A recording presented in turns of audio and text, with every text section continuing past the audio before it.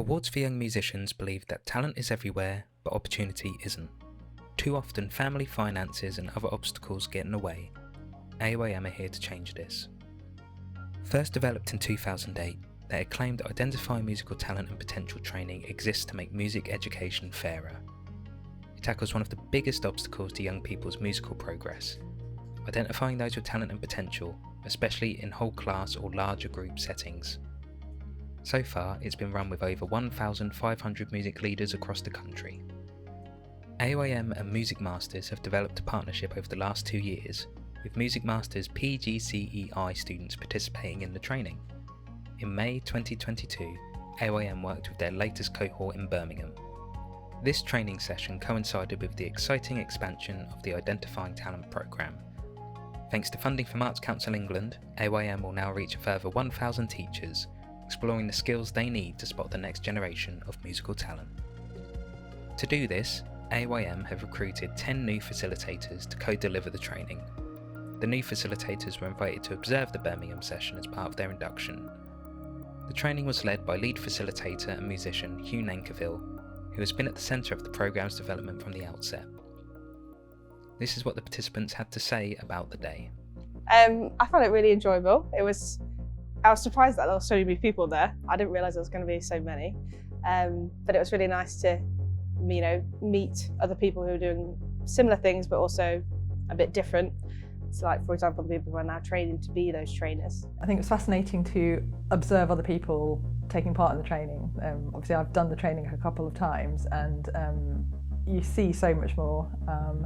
The group dynamic was really interesting. Obviously, they were all teachers, but I could see many parallels with the children that I teach, and just sort of generally how groups behave. And those who are a bit unsure, a bit anxious, those who are naturally sort of wanting to take the lead and sort of demonstrate, those who are kind of making the jokes. So, and I think all those kind of little insecurities and anxieties that I've observed in children were just all in the room today again. So yeah, it was fascinating. As part of their training, AYM developed a suite of resources for teachers to use, reflecting on their own practice and developing new approaches, as well as identifying 8 key facets of musical potential. So the first activity, Hugh was asking us to identify, how do you identify your students' music potential? And it's just by looking at those points. To be honest, in my practice, when I see those things, I'll be like, oh, they're naughty, or they're not paying attention. But so today is just like a big bang on my head. It's like, no, come on, we can see things in a different way, right? And I'm glad that I'm in this position to allow me to do that. Oh, it was so useful. There's lots and lots of things to take away from that. The practical sessions were really fantastic, lots of ideas to take away there.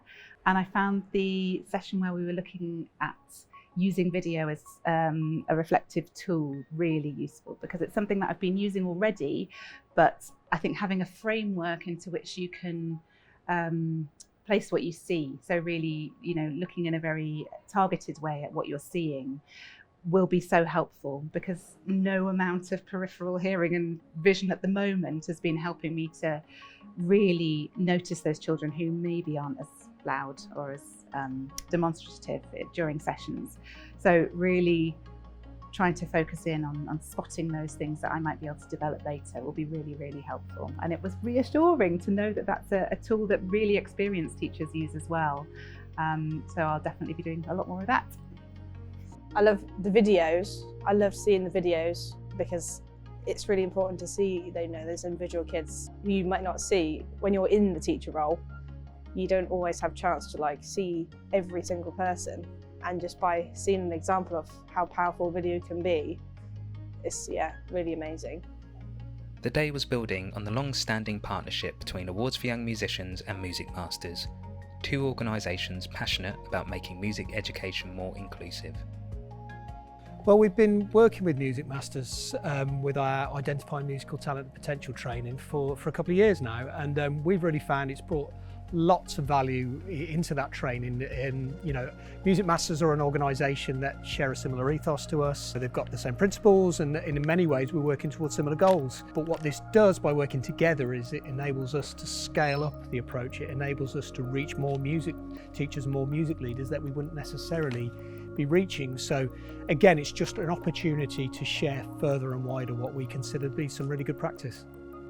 I think when you meet an organisation that has the same values as you and really is passionate about breaking down kind of rigid concepts of things like talent and potential, I think when you can work together to kind of share strategies and a vision for how you can impart that knowledge and share that curiosity with the workforce, it's incredibly powerful and energising as well. And today, our students, who are all really familiar with lots of different constructs and concepts around inclusivity, get to explore with another set of facilitators the exact same types of issues and questions, and see that there's this whole network across the UK who are really passionate about making change in this area, and they can do it together. Identifying musical talent and potential training is now available free of charge for music hubs across England, thanks to funding from Arts Council England. To book your training, please use the contact details on screen.